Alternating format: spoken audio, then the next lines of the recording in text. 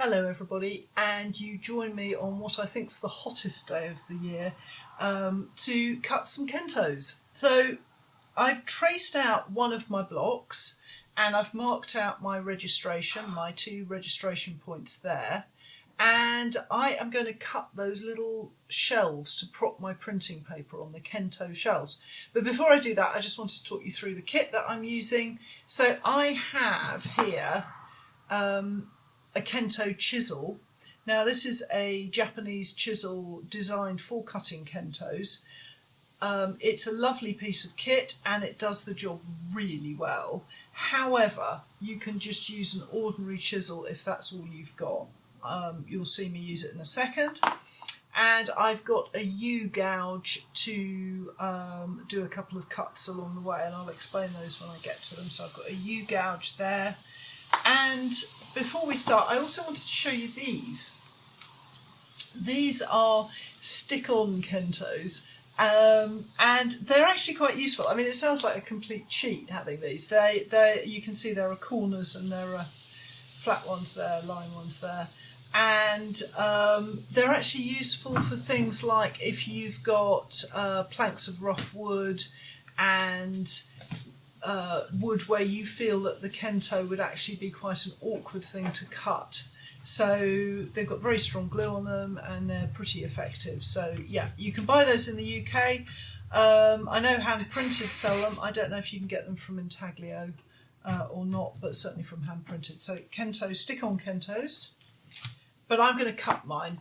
The one thing I'd say about cutting the Kentos is that if, like me, sometimes you print a few prints from an edition and then if they sell you print some more and you work your way through the edition that way over a longer period of time.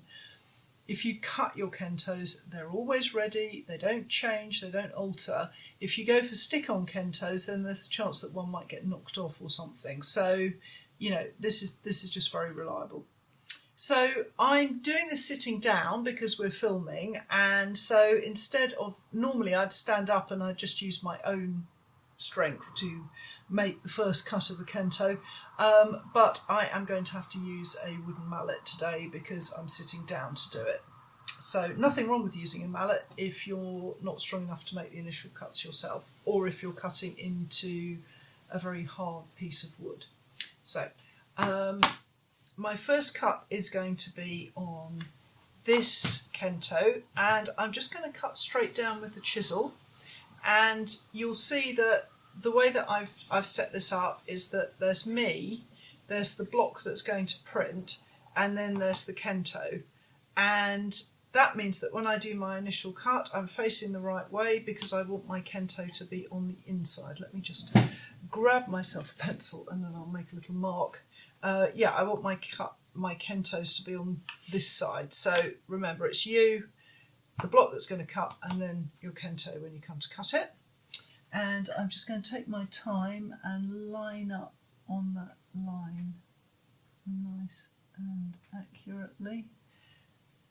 I mean, ideally you won't be filming a YouTube video when you do this, so you'll be able to be really, really careful. So I'm just going to hold that, and you see I've got it up at 90 degrees. And if I do get around to funding a set of tutorial videos on Woodblock, then obviously it'll be much more teachery. But for now, I'm just going to show you how I'm cutting my Kentos. So straight down, and that's the first cut. And then I'm going to put a couple of shoulder cuts in, and the shoulder cuts come at the end of the chisel cut, not at the end of the pencil cut.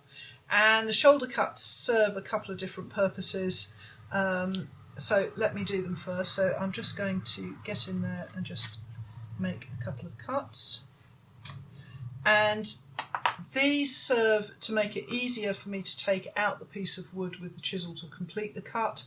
They also make it easier to lie the paper down when I'm printing, and they make the Kento more visible so that I can see what I'm doing. So they have a few functions. And then I'm going to take out this little bit of wood here, and what I'm going to do, and you can see I'm holding the chisel so that the bevel is at the back of my hand, flat piece at the front, finger going down it, and I'm going to use my left-hander's brake, and I'm just going to let my arm swing so that I'm sort of shimmying through the wood rather than ramming the Kento through the wood, because I want this to happen slowly so that I'm in the control of the situation. And I can feel that I've hit that downward cut, and I'm not going to use the chisel to take the wood out because I could damage the Kento. I'm going to use my finger. So what I've got now is I've got a nice sharp hard shelf there and a gouged out piece here so that I can sit my paper down properly. So now I need to do this side and do the L-shaped Kento. So this L-shaped one, same principle as before. What I'm going to do though is I'm going to line my chisel up and get it on the line. Let me just have a check that I've got that exactly on the line. I can't really see. There we go, but right into the corner of the Kento, and I'm just going to hold that steady and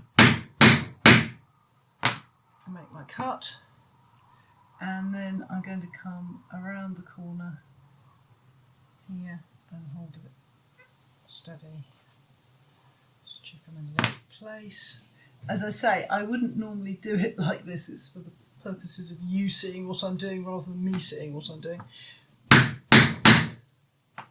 Okay, so looking at that, I'm fine here, but I can see I'm just a little bit off with that edge, so I'm just going to reposition the blade there and just shave a fraction off.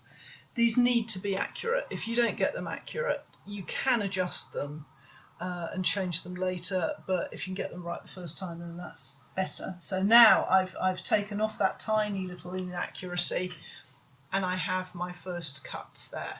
So this time the shoulder cuts again are going to go across at the end of the chisel marks there, and I'm just taking that U-gouge and slicing those out. So my advice is, if you're new to this, do some practice ones on a piece of wood. Just do a load until you're comfortable with them. And then I'm going to come away from this side to protect it, and I'm just going to, as before, shimmy through the wood. Razor sharp chisel is always good. And turn the wood round and just shimmy up to the edge there, and there's that little splinter of wood just coming out. So I'm just checking that that's nice and clean. And now I have both Kentos cut, and the registration for this block is now fixed to my original tracing and will line up with the rest of the blocks taken from that tracing. So that's just cutting one Kento. We'll come back to them later with further blocks, but I hope that's been helpful, and I hope you'll join me for the next film.